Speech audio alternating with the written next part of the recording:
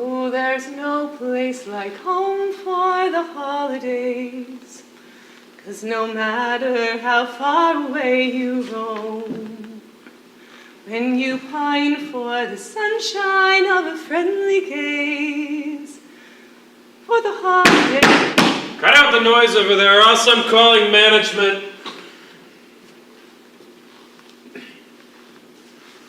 Our house is a very, very, very fine house with 2 cats in the yard. Life used to be so Much better. hard. Any more of that cliched tripe, and I would have notified the police. Don't you mean the pacifiers? The police were banned 5 years ago. Well, a man can dream. I can imagine many dreams being destroyed here. Too many to count. Your predecessor was an actress. And then just for laughs, the powers that be spiked her food with a hallucinogen.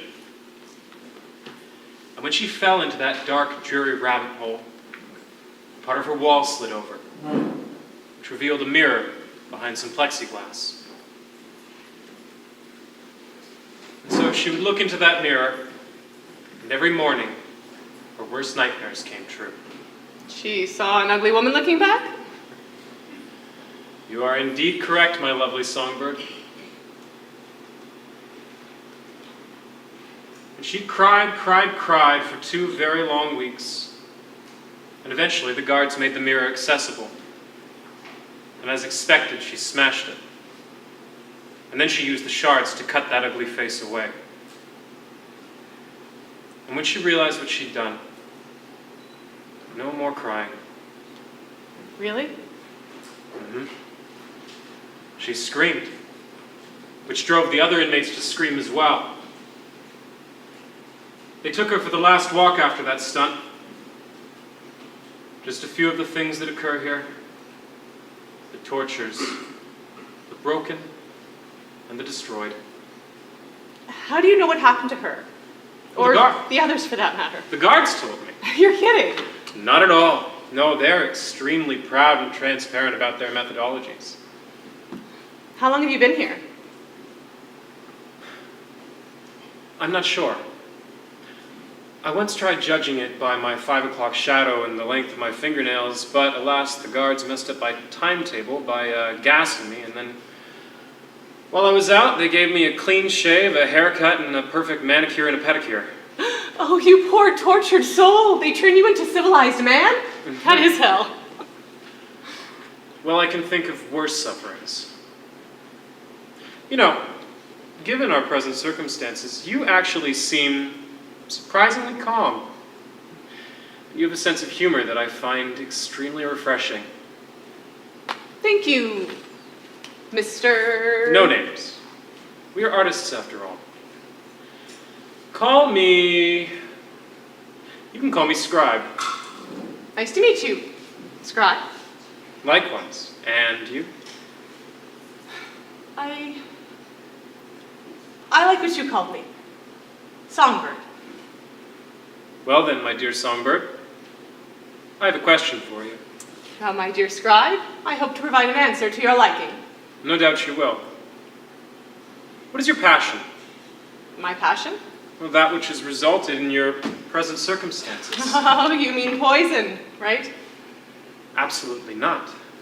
Poison is a term that the state and its minions use to isolate and degrade all artists. You're talking to a fellow human being here. Please, share with me. Singing. Oh, really? I saw you as more of a painter. When singing was outlawed, I taught elocution lessons to high-ranking members of the state. You know, whenever they had to give speeches or presentations at their propaganda rallies, the usual patting themselves on the back ceremonies and all that nonsense. But covertly, I would sneak into the catacombs, attend church services, and sing in their choirs. A double whammy. A Passion for your art and a passion for God. You know, I'm surprised that you weren't caught and executed sooner. Or worse. Like what? Having my vocal cord severed? No, they tried that with another singer. She found an amusing substitute. She began playing bongos on the commode. Of course, she did empty the contents out all over her cell to get that perfect hollow sound. From what I understood, she was very loud and oh so odorous. Not a good combination. One of the very, very few artists that they couldn't break. Well, she went on the long walk after that stunt. But don't worry, she wasn't in your cell. Good to know. I was arrested and sentenced to death for the natural childbirth law. Oh, you're one of them. You're a breeder, A slut. harlot. Trollop. Dirty whore of Babylon. How dare you make love to a man and have his child through natural means instead of the mandatory test tubes and incubators. That's it. I'm requesting a transfer right now! Did you love him? Or was it a moment of release? I loved him. During the early months, I was able to hide my condition. Eventually, I quit my job because of quote, unquote, ill health. Surprisingly, they bought it. The more I started to show, the more time I spent in the catacombs with my husband and our community. Husband. Marriage has been banned, my dear. No, not in the underground. Priests, ministers, rabbis, imams, medicine men, all denominations and their traditions, including marriage, are still alive and well down there. Hidden, but alive. Was it hard for you to sing when you were pregnant? No, not at all. When I would sing in my choir, it was like my soul and the soul of my unborn child was touching everyone in the congregation. Word spread to other spiritual communities, and soon I was asked to sing at their services and ceremonies. Joseph and I were quite the duet in our own way. Your child sang? Yes. And after he was born, I would sing to him every night from a special hymnal that was a gift to me from my grandfather. It contained choral pieces and vocal adaptations from classical music. Bach, Mozart, Beethoven. Wait a minute, Beethoven, like his Seventh Symphony, the second movement? Of course. Excellent. That's my favorite. Mine too. Schubert, Strauss, Vivaldi, so many others. 1,000 glorious pages. My little Joseph was always entertained. And what happened to your family? A pacifier patrol found our congregation. Adam, my husband, was run over by one of their armored vehicles. How they brought those metal monsters down there in the catacombs, I'll never know. I gave Joseph to my priest. As they escaped, I charged head-on towards the pacifiers to buy time, to distract them, and join my husband. They only stunned me. And then for God knows how long, they questioned me about the whereabouts of the other groups in their underground, where their leaders were. When that didn't work, then they sentenced me for breaking the natural childbirth law. I know from first-hand experience that their interrogation techniques can be quite legendary. How did you resist? Snapshot of Joseph. They let you keep a picture. Not exactly. Not exactly. I snuck it in the one place they couldn't find. No, not there, or the other place, thank you very much. I'm talking about the source of all our creativity. Ah, our imaginations. It's a special snapshot. One where I see a promising future for my son. One where he slowly grows up into manhood. In his arms of his beautiful wife. And in that photo, she'd display a smile that could win anyone's heart, especially my son's. In front of them would be their 3 children, the youngest holding my hymn book as a reminder of who I am, who I was. Perhaps, as they grow older, they'll carry on our family tradition, our family legacy. I can handle not singing again, and I can handle facing death, but the fear, the dread of knowing that my son is harmed in any way.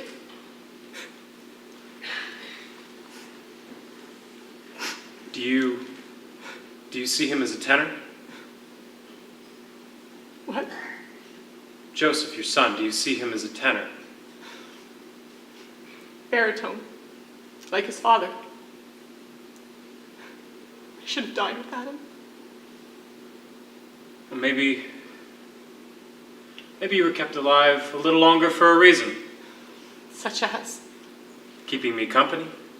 Oh God, I'm so sorry to be so selfish. I shudder to think of what they did to you. No need to apologize, my lovely songbird. I understand completely the torments you've been through. My passion was words. I was a teacher of poetry and literature until the state took over and banned those subjects. But I was still connected to my sacred muse. You're a writer as well? Of poetry, yes. Eventually, the state realized that I had a persuasive air with my creative discourse. I was assigned to their propaganda department. The only thing that kept me from self-inflicted euthanasia was my poetry. I wrote verse after lovely verse, all well hidden and unpublished until, well, do you know the saying that the way to a man's heart is through his stomach? Oh my, yes. Joseph took after his father in that department. Yes, well, the way to a woman's heart is through poetry. If a man recites another person's poems, and he does so with a certain eloquence, then that woman's heart will be his. But if a man recites his own poems, as I did with my beloved, why then the hearts and souls of both man and woman shall be forever intertwined, like a double helix spinning in perfect harmony for all of eternity. What's her name? Her name was Errata. Harato. Beautiful. Japanese? Greek.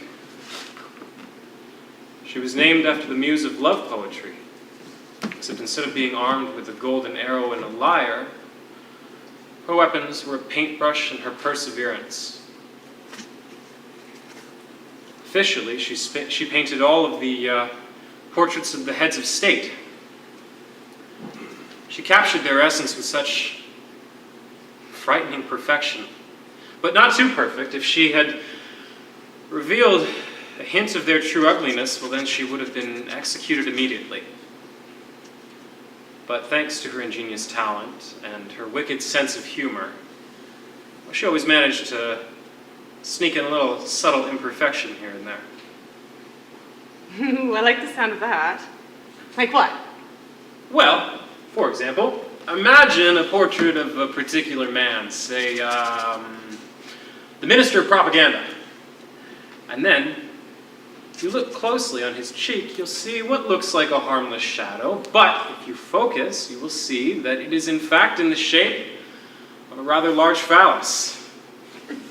Now imagine the Director of Mental Health, and if you focus on her hair, look deep within her lovely locks, and you might just see a little vagina. The punchline? Nobody noticed. Just the two of us. She sounds amazing. That she was. She was a true master. And unofficially, she belonged to an underground publisher who distributed flyers and other forms of literature regarding how the arts are being eliminated by the state. She did all of the illustrations, and I volunteered to be their scribe. I may not be a journalist, but I thought that if my words could somehow penetrate through people's ignorance and open their eyes about the artistic genocide that's happening. And then you got caught. We both did. We were brutally interrogated for days on end. They wanted to know the location of the press and our friends. That sounds familiar.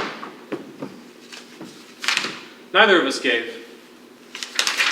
No, I wrote thousands and thousands of pages of poetry throughout my life. I lost count. My pen and paper, my sword and shield. Unfortunately, but expectedly, the pacifiers confiscated every single work of mine. All those stacks of paper, it was absolutely comical. One of the guards actually threw his back out, lifting all of those piles of paper. And all the portraits that Arado created for those jackals, thrown in the incinerator with much abandon. But I stopped laughing when they tied her to a stake. And they covered her with all of my writings and doused her with paint thinner. They gave me one last chance to reveal the location of our fellow artists. And as I looked into her eyes, even though she was gagged, I could see her screaming. Don't tell them. Don't tell them. And with one shake of my head, my life was reduced to a crimson blaze, a billowing cloud of smoke and decaying ashes. But as I looked into her eyes, I saw a type of peace that I haven't seen in a long time. I wonder if St. Joan of Arc felt the same way.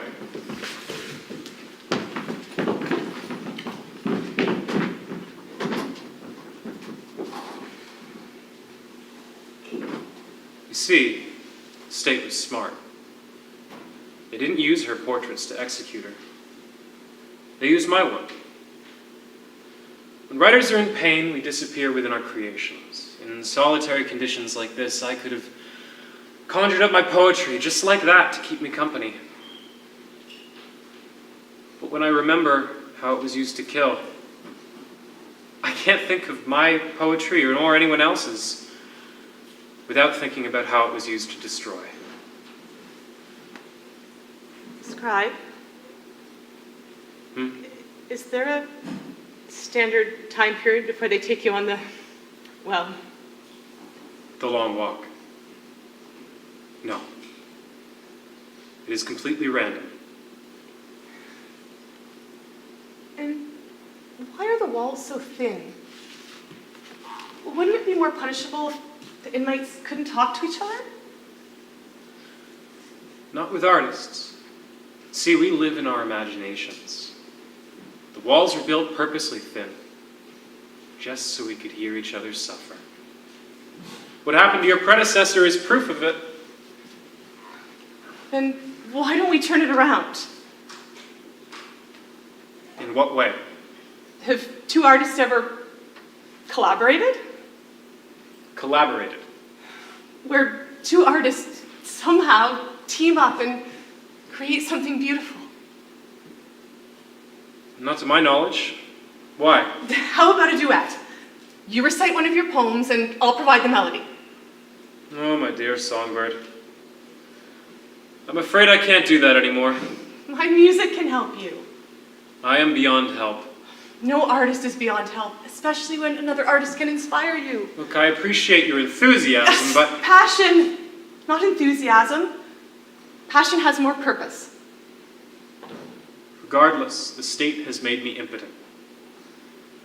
They don't need to kill me. I'm already dead. I find that hard to believe. You don't know me. Look, as a fellow artist, I know you well enough to recognize My dear that your muse is alive and songbird, especially hungry within your please. soul, begging to be released. That's- And I know you well enough to realize that you are allowing the state to kill you. That's enough. Just like they killed your wife. I said that's enough!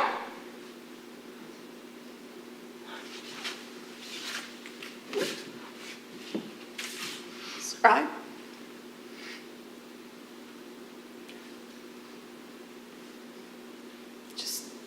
Please. One last question, Please leave me alone.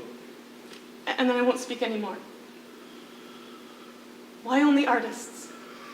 What are you trying? The state could hunt down any profession that they deem to be a threat. Why only artists? To expand their power, to use us as their court gestures, I don't know. No. Think of the bigger picture. What do we possess that scares the state? Souls. Yes. And the ability to touch the souls of others through our work. Through our souls comes our humanity and the insight to reveal and see the souls of others. Or lack thereof. And when you bring artists together, a special magic happens, almost like telepathy. I felt that power with Adam and later with Joseph before and after he was born. Didn't you feel that way with your wife? Many times, Dorado and I would be in the same dream. And I'm not talking about being in the same kind of dream. I'm talking about being on the same level of consciousness with another human being. A spiritual and physical nexus that is, my God, so powerful. Many times we would wake up and be holding each other's hands. She painted a portrait of our experiences, a cerulean blue sky in the background and our hands intertwined together in the foreground. It was my favorite painting. You would have loved it, Songbird. I know. Scribe, think about what I'm asking. Think about Arado. If she was here right now, what would she say?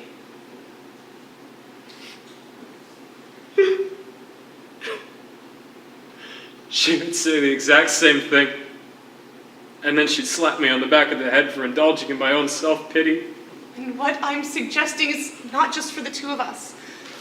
Maybe we could give the other artists in this place, in this hell, some final peace.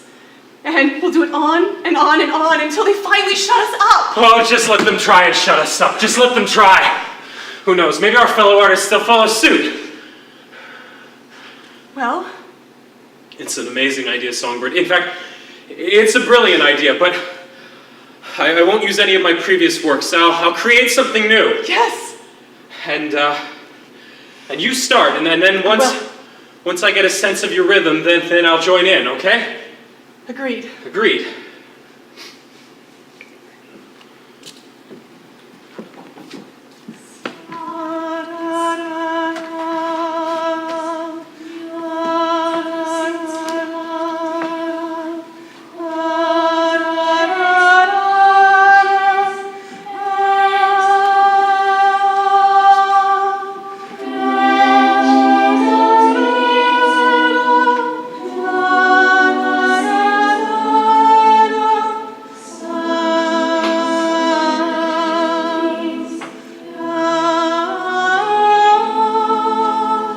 Deep within the hatred of this poisonous death, buried beneath the membrane of the nucleus, the globe of my prison confines my breath.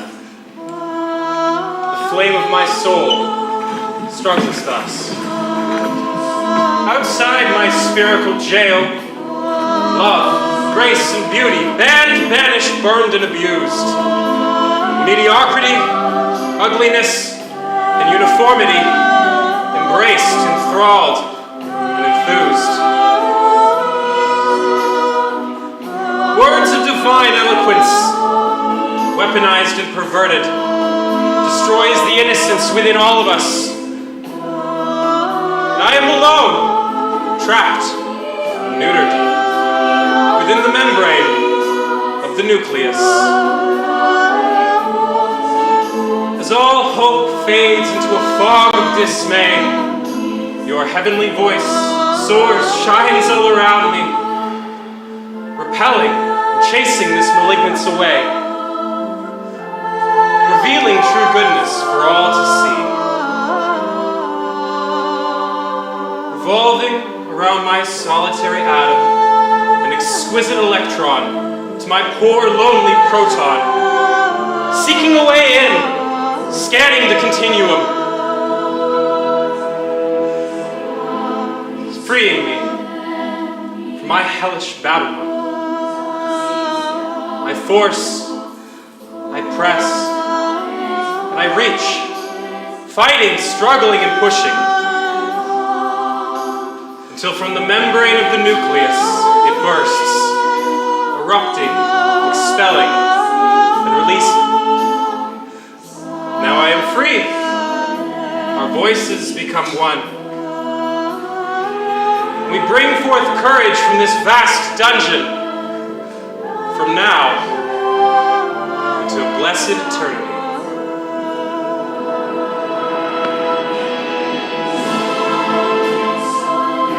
Thank you, my scribe. Panos. Panos. Ellen. Thank you, Ellen. My divine songbird.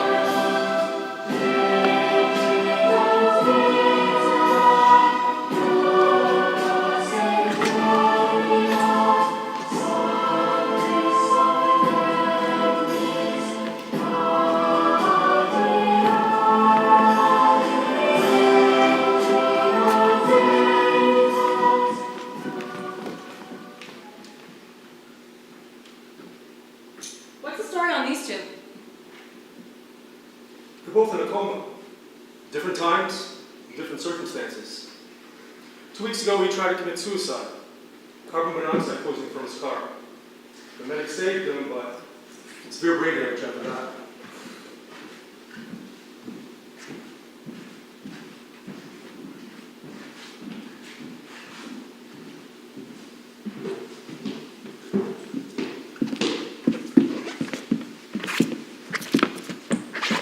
I see his wedding band. Is the woman his wife? No. His wife was murdered in her home a week before the suicide attempt. He was at a time promoting his latest book when it happened. Novelist. Poet. Damn good one. After he was brought in, I looked him up on the internet. I even bought one of his books on Amazon. Mostly science fiction and horror themes.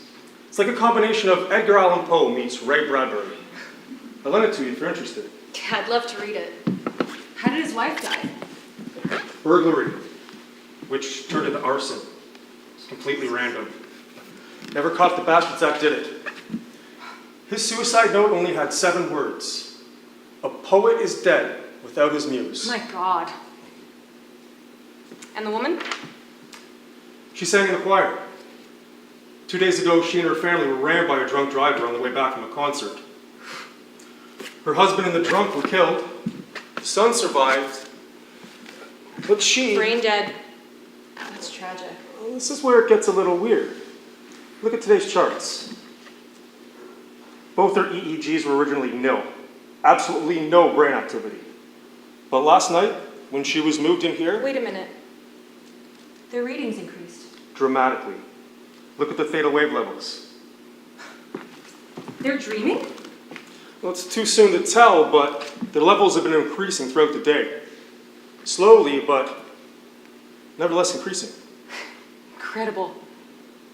We're keeping an eye on this, see what happens. You can only hope. Do you think that they're dreaming together? In the same dream? I think you're asking the wrong doctor. Come on. We have to finish our rounds.